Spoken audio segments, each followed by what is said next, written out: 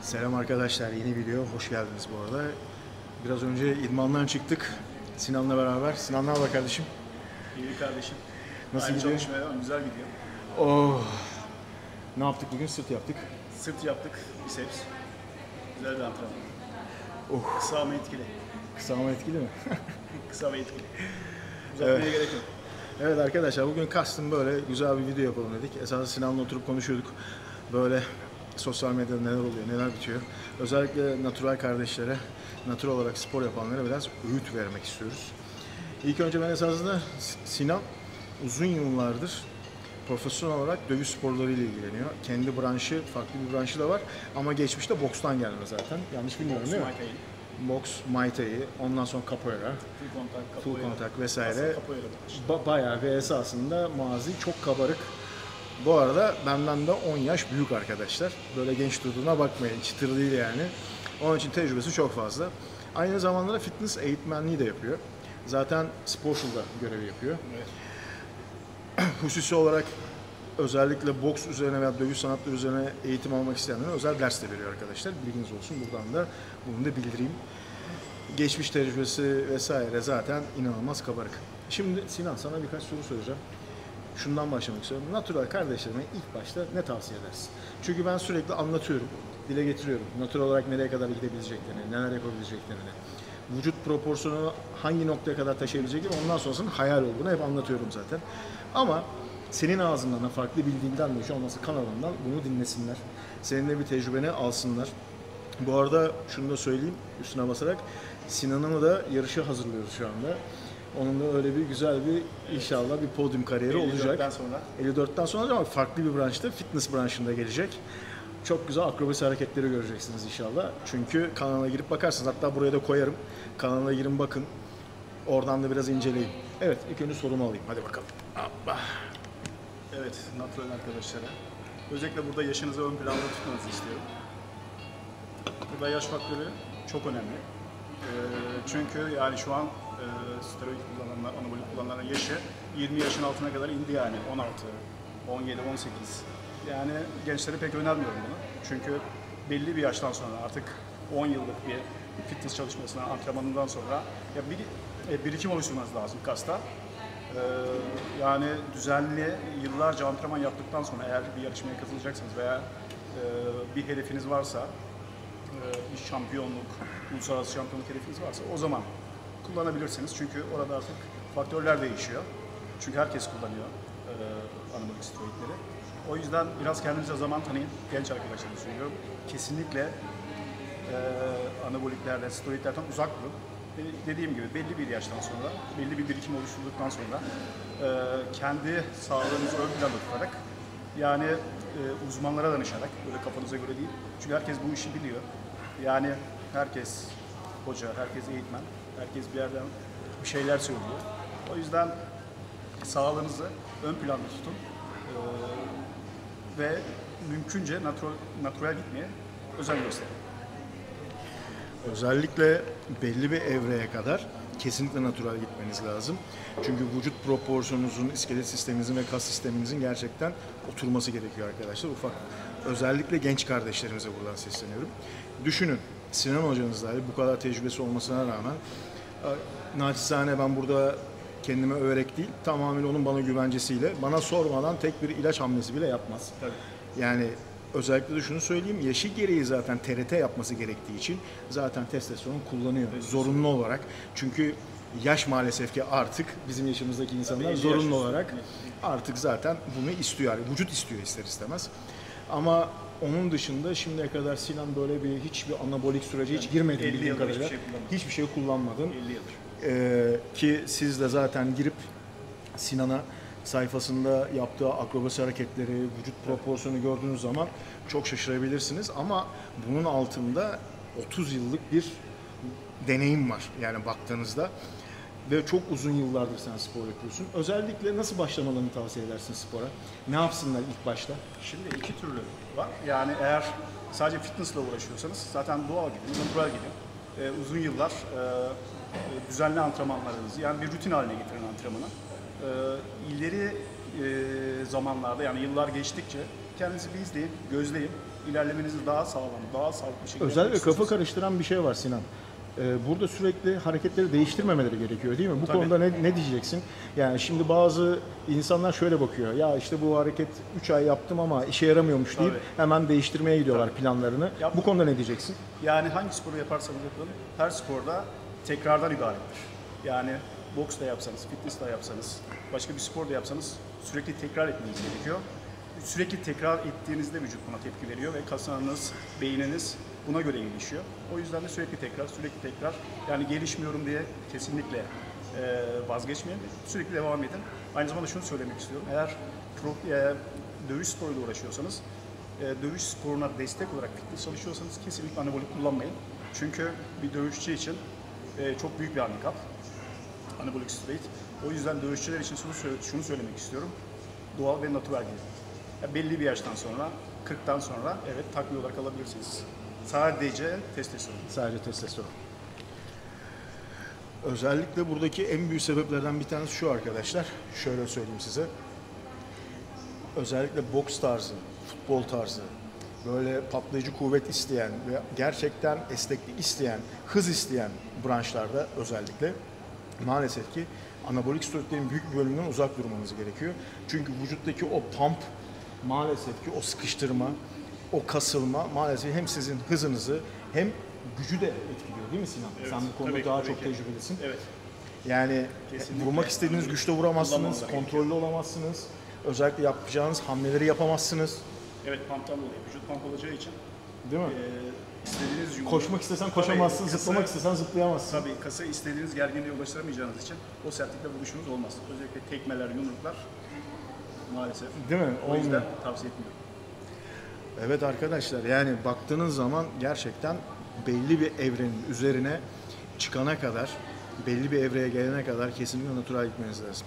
Özellikle adaptasyon süreçlerini, ki salonlarda şu anda inanılmaz yaygın bildiğim kadarıyla, adaptasyona sokmuyorlar insanları. Yok, hemen çakıyorlar. Hemen çakıyorlar ve ciddi anlamda üyelerde de bir problem var genel itibariyle. Özellikle burada sosyal medyanın da büyük bir etkisi var. Hemen foruma gireyim, hemen bir şeyler olsun derdindeler ve hoca da biraz çakalsa hemen ilacı dayıyor zaten orada değil mi? Bu konu hakkında ne diyeceksin? 3 ayda tor vücudu yapanlar var mesela. Yani 3 ayda tor vücudu olmaz arkadaşlar. Adaptasyon süreci hakkında ufak bir özet geçebilir misin? Yani adaptasyon, eğer bir spor geçmişiniz yoksa, sedantalseniz, yeni başlamışsanız uzun yıllar gerekiyor. Yani önce bir 6 ay zaten natürel gitmeniz gerekiyor. 6 ay, 1 sene zaten natürel gideceksiniz. Her gün düzenli olarak antrenmanınızı yapacaksınız. Yani bu yine yaşınızla alakalı. Yani genç bir insan her gün antrenman yapabilirsiniz. Yani off yapmanıza bile gerek yok. Ben neredeyse... Kendine örnek ver direkt. Ben günde çift antrenman yapıyorum ve her gün yapıyorum. Yani bunun içinde fitness'ı var, boksu var, muay thai'si var, capoeira'sı var, jimnastiği var, kalistenik antrenmanı var, animal flow'u var, spinning'i var, oğlu var yani. O yüzden de ben 54 yaşındayım. Sen bir Hala bunları aktif olarak yapabiliyorum yani. Sen bir de aynı zamanda grup dersleri falan da veriyorsun. Tabii aynı zamanda grup dersleri veriyorum. Grup dersleri ayrı, kendi antrenmanım dışında ve aktif olarak kendim de öğrencimle antrenman yapıyorum. Yani neredeyse full aktifim. Yani burada esasen güç ve hıza baktığınız zaman arkadaşlar bu konuda kesinlikle problem yaşamazsınız. Vücut geliştirme noktasında işin görsellik tarafı sadece değişiyor. Yani burada fit bir forma sahip olabilirsiniz, çok iyi, kuvvetli olabilirsiniz, hızınız mükemmel dereceye çıkabilir. Ama bu noktada işte bir görsellik yanı var işte anabolik steroidlere baktığınız zaman. Parçalı parça, tarak tarak. Maalesef natural olarak belli bir yere kadar, belli bir evreye kadar, belli kilonun altına düşerseniz orada da ciddi olarak ama yıkım yaşarsınız. Evet. Yani sürekliliği sağlayamazsınız. Sakatlanma riskiniz inanılmaz yüksek olur. Yani o diyet disiplinini yakalayamayacağınız için, o yani o parçalı vücut, o keskin hatla sahip olabilmek için çok iyi bir diyet disipline sahip olmanız lazım. Onu da tutturabileceğini... Bir de insanlar natural olarak belli bir evrenin özellikle üstüne çıkabileceklerini zannediyorlar. Evet. Tarak tarak olabileceklerini zannediyorlar ama bu noktada ciddi anlamda esasında natural olarak vücudun eklem sağlığınız ciddi problem yaşayacak. Tendonlarınız inanılmaz problem yaşayacak. Ve en ufak bir agresiflikte tendon yaralanmaları, iskelet kası yaralanmaları, kas zedelenmeleri ciddi problemler yaşayacaklar insanlar. Ama bunları hiç yansıtmıyorlar. Tabii. Özellikle natural bireyler dışarıdan anabolik steroid kullanmadıkları için, ki anabolin şöyle bir etkisi var arkadaşlar. Bunu kesinlikle vazgeçin. Mesela Deka. Deka türevlerini kullandığınız zaman direkt eklemlerinizi koruyorsunuz zaten. Koruyorsun ama bıraktıktan mı yani? Bıraktıktan sonra perte bağlıyorsunuz zaten. Aynı ağırlıkta, aynı antrenman sürecini izleyemezsiniz. Evet, izleyemezsin. Aynen öyle. Yani arkadaşlar onun için natural olabildiğince istikrarlı bir şekilde gitmeye devam edin. Bununla beraber natural kardeşlerin beslenmesi noktasında herhangi bir tavsiyen var mı Sinan? Beslenme olarak yani bir tavsiyem şu olacak, yani temiz beslensinler. Temiz beslenmeleri, işte karbonhidratları temiz alsınlar, proteini temiz alsınlar. Ya bir bodybuilder gibi beslenmesinler yani, tabii, değil mi? Bodybuilder gibi beslenmeye gerek yok ama tavsiyem şu olacak, antrenmanlarını bir atlet gibi yapsınlar. Yani sadece ağırlık çalışması değil. Yani spor dediğimiz şey bir bütündür. Aynen bir atlet öyle. gibi antrenman yapmanız lazım. Yani evet fitness yapıyorsun, ağırlık çalışıyorsun ama kas esnekliğini de koruman lazım. Bunun için de stretching'ini ihmal etmeyeceksin. Mobilizasyonunu ihmal etmeyeceksin. Yani birçok antrenman sisteminden faydalanacaksın. Sadece ben ağırlık çalışıyorum, antrenman yaptım, vücudum gelişecek, kaslı görüneceğim. Bu pek önemli değil. Evet. Çok iyi görünebilirsiniz ama hareket kabiliyetiniz kısıtlıysa o görüntünün bir anlamı yok. Kesinlikle katılıyorum. O yüzden sadece bu hareket sporcu kabiliyeti değil, sağlık olarak da Tabii, özellikle. sağlık olarak da. Ne düzgün Kas yatabilirsin, ne düzgün hareket edebilirsin, Evet. ne vücudun herhangi bir noktasına ulaşabilirsin. Kas katı bir adam olursun yani baktığında. Değil mi? O yüzden de bir atlet gibi antrenman yapmanız gerekiyor. Ya esasında atlet güzel bir terim esasında ama burada esasında gençlerin güzel bir hocadan eğitim alıp stretching'ine önem göstermesi, ki bir bodybuilder gibi de esasında beslenmemeleri gerekiyor. Böyle 2 gram, 3 gram, 1,5 gram proteinlere gerek yok. 1,2, 1,3 gram protein yeterli bana soracak olursan. Üstüne karbonhidratı böyle devasa bodybuilder gibi almalarına gerek yok. Çünkü gerçekten çok minimal dozlarda bile yemek noktasında çok güzel kuvvet Antrenman ve hız. tempolarına göre. Evet. Yani antrenman tempolarına göre yani beslensinler. Vücudun ihtiyacı olanı alsınlar. İhtiyacı dışında almasınlar yani. Değil Bu mi? kadar. Yani ben dediğim gibi yıllardır yapıyorum. Ben her zaman vücudun ihtiyacına göre beslendim. Yani fazlasını almadım, eksiliğini de almadım. O yüzden yani 54 yaşındayım ve bütün branşlarımın 8 branşlı uzmanım. Ve bu branşların hepsini aktif olarak yapabiliyorum. Bu branşların dersini veriyorum, eğitimini veriyorum, kendi antrenmanlarımı yapıyorum. Çok şükür herhangi bir sakatlığım yok. Yani burada Sinan hocanız aynen şunu demek istiyor arkadaşlar. Örnek veriyorum, haftanın 5 günü idman yapıyorsun ya da haftanın 7 günü idman yapıyorsun. Günlük vermiş olduğun o strese göre değil, beslenmeniz lazım. Bir bodybuilder gibi beslenmemeniz gerekiyor. Kalkıp böyle sabit bir planda kesinlikle gitmemeniz gerekiyor. O gün çok şiddetli bir idman mı yaptın, böyle mi varsayıyorsun? Bir tık karbonhidrat arttırabilirsin, bir tık protein arttırabilirsin. Ama daha fazla değil. Natural bir bireylerin özellikle belli bir gramajların üstüne çıkmasına da gerek yok.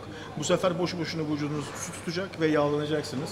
Hem hızınızdan hem tam çok fazla kuvvet kazanacaksınız aslında ama istediğiniz görüntüye hiçbir zaman sahip olamayacaksınız arkadaşlar. Bunu sakın unutmayın. Son bir sözün var mı? Ama en önemli şey, amacınız ne? Evet. Ya amacınızı belirleyeceksiniz. Yani hedefiniz ne, amacınız ne? Bir rota belirleyin kendinize. O rotaya göre ilerleyin. Amacınız sadece iyi bir vücut yapmaksa bunun bir anlamı yok aslında. Yani iyi bir vücut yapabilirsin. Beslenmeni takip edersin. Ve günde yarım saat, bir saat antrenmanını yaparsın. Yani iyi bir fiziğe sahip olmak mümkün. Ama yani ne yapmak istiyorsun? Sağlıklı mı olmak istiyorsun? İyi bir sporcu mu olmak istiyorsun? Kendini bir alanda geliştirmek mi istiyorsun? İyi bir eğitmen mi olmak istiyorsun? İyi bir sporcu mu olmak istiyorsun? İyi bir dövüşçü mü olmak istiyorsun? Buna karar vermen lazım. Ya da bir şampiyon mu olmak istiyorsun? Yani bütün her şeyi amacına Hepsi göre çok belirle. farklı, hepsi amacının çok farklı. dışında, evet, amacının dışında hiçbir sistemi uygulama. Amacına uygun her şeyi bir araya getir. Bütün elementleri bir araya getireceksin, Değil mi? amacına uygun. Ona göre hareket edeceksin. Arkadaşlar günümüzde maalesef ki sosyal medyaya baktığımız zaman ciddi anlamda bu da son söz olsun. Ciddi anlamda herkese aynı planları atıp yolluyor ve amaçlarından çok uzaklar. Burada hayattan beklentiniz, günlük yaşantınızdan beklentiniz, günlük yaşantınızın gidişatı, hayatınıza o denkleme sığacak bir idman rutini ve periyot belirlemeniz lazım. Hayal dünyasında gezmemeniz lazım. Beslenmeyi günlük yaşantınıza, idman prensiplerine ve o günlük rutine göre ayarlamanız lazım. Onun için de seçeceğiniz hem antrenörlere hem de eğitmenlere dikkat etmeniz gerekiyor. Başka bir şey de yok herhalde değil mi? Diyecekler ki hocam senin amacın neydi? Hangi konuda? Yani bu spora başlamadaki amacın neydi? Ben spora 5 yaşında başladım. Yani 5 yaşında. Amacım şuydu. Hiçbir zaman dayak yememek. Değil mi? Hiçbir zaman kimseden dayak yememek, kendimi koruyabilmek, ailemi koruyabilmek, sevdiklerimi koruyabilmek, ailemi bütün tehlikelerden koruyabilmekten amacım. Bunun için başladım. Şimdi evet bunu yapabiliyorum. Ve insanlara da faydalı oluyorsun. Evet. Ve şu anda iyi dövüşçü yetiştiriyorum. Şimdi hedefim bu. İyi öğrenciler yetiştirmek, iyi sporcular yetiştirmek. Amaç bu. Her zaman amaç geliştirilebilir. Aynen öyle. Yani her zaman bir hedef bulabilirsin kendine. Aynen öyle. Evet arkadaşlar, çok sevgili bir dostum. Sinan, uzun yıllardır beraber idman yapıyoruz. Beraber çok uzun süreçler yaşadık. İyi günümüzde, kötü günümüzde hep beraber olduk. Evet arkadaşlar, benim diyeceklerim bu kadar. Bugünkü sohbetimiz de bu kadar olsun. 16. dakikaya doğru gidiyoruz.